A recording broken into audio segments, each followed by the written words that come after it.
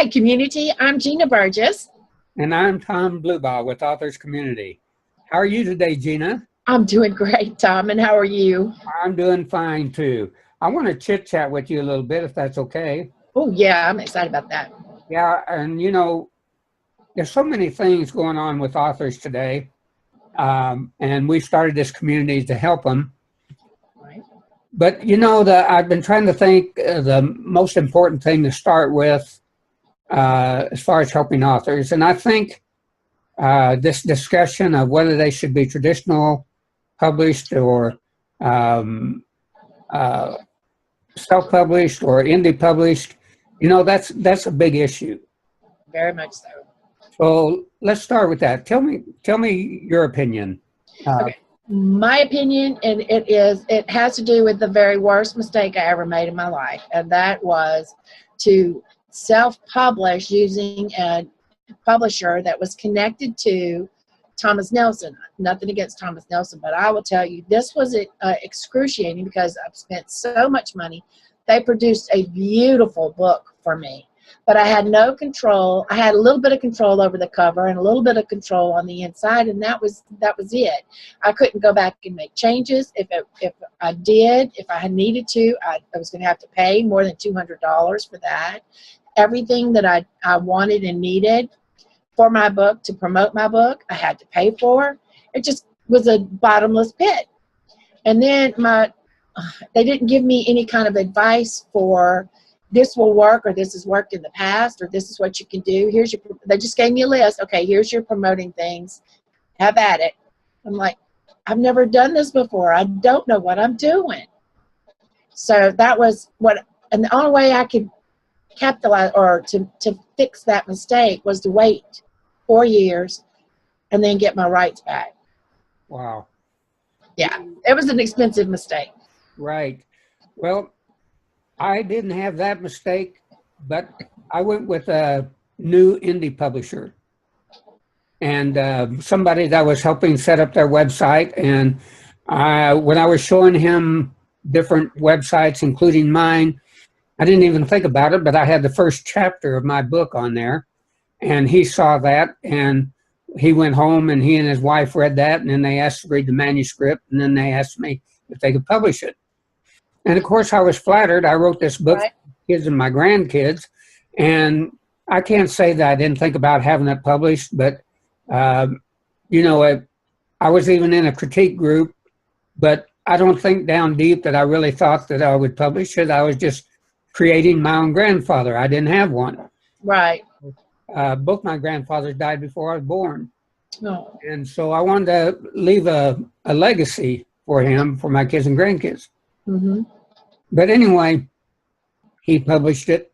He paid for the editing. He paid for the cover. Beautiful job.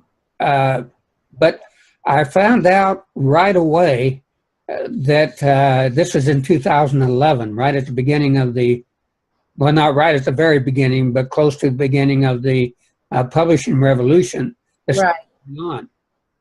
And brick and mortar stores were having trouble, and Amazon was coming on strong, and all those kind of things. And I found out real fast that he had as much trouble getting my book in small bookstores as authors do getting their manuscript accepted by a traditional publisher.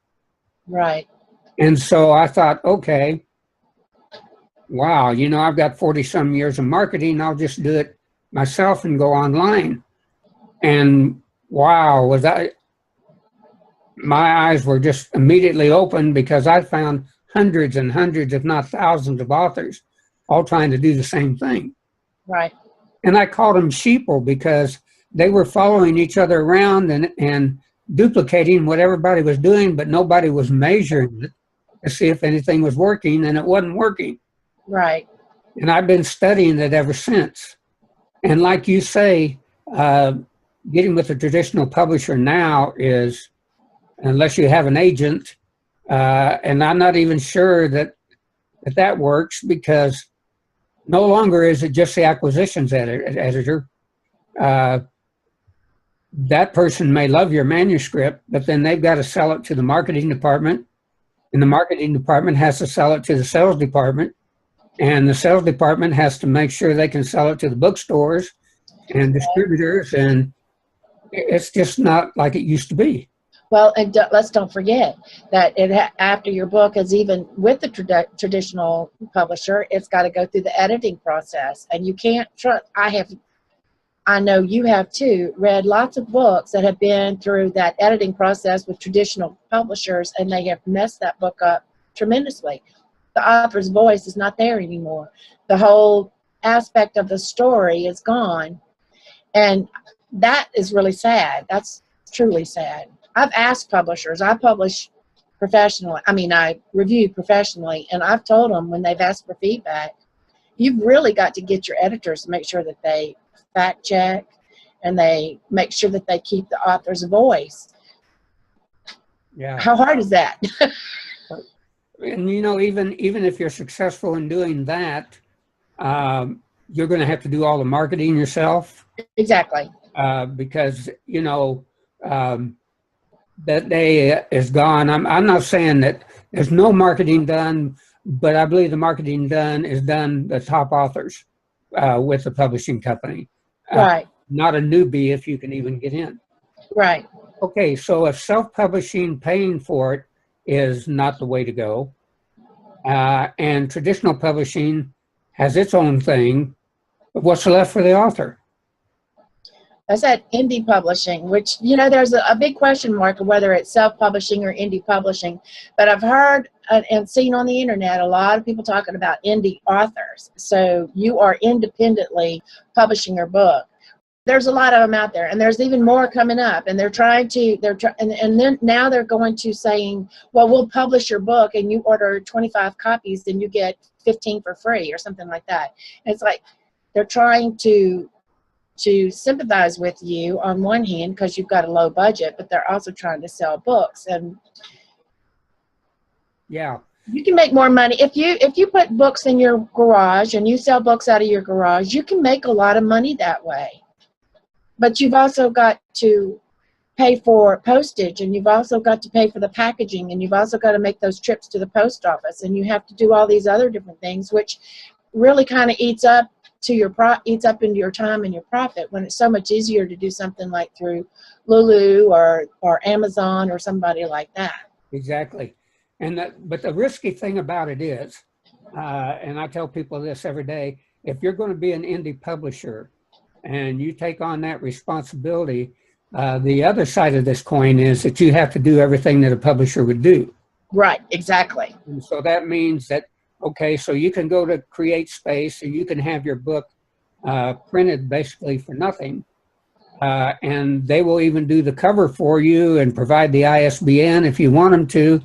But then if you try to go to Barnes & Noble, they're going to tell you that they don't take any books that are self-published, and Create Space has their name on the back of it.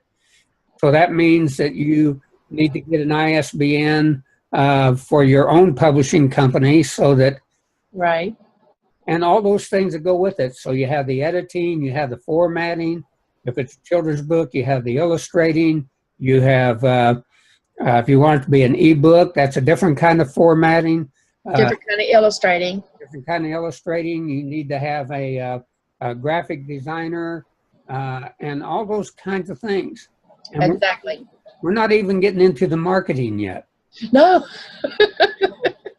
I don't want this to be a discouragement for anybody, but I believe in being real about it and having everything up front.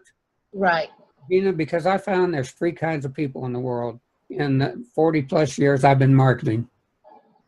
There's a person who sees the vision, and the vision is so huge, what they want to do, that it just freezes them. They stop dead in their tracks. They kind of, on a subconscious level at least, decide, I don't think I can do that, and they stop. Right. Then there's the person who sees the vision, and they like what they see, and they make up their mind that's what they want to do. But when they get into the actual breaking down of everything that has to be done, just like I was talking about being the publisher and everything. Exactly. Then that overwhelms them, and they decide that, well, maybe the return on investment is not going to be worth the investment that I have to make. and they stop. Right. Well, see, that's the beauty of an indie author. First of all, you can get as many proof copies as you want to pay for and make changes until it looks just exactly the way you want it. And then you can publish it, and then you can let Amazon you are then focused on the marketing part, and you don't have to worry about the packaging. You don't have to worry about sending it out or anything like that. Right. Now, you do, like you were mentioning before about your publisher having a hard time getting your book into bookstores like Barnes and Noble or some of those other places. Well, that could be a problem for hard copies, but it's not really a problem for ebooks. Exactly. In fact, I'm gonna close out this session with a little story, and then we'll come back and discuss more of it as we go here. Okay. But I remember one time that I had borrowed a book from a friend, and I had it on the dash of my car. And I was on my way to a book signing at a bookstore here in my hometown, Springfield, Missouri. And I backed out of the driveway, went down to the stop sign at the corner. It was a warm day, had the window down.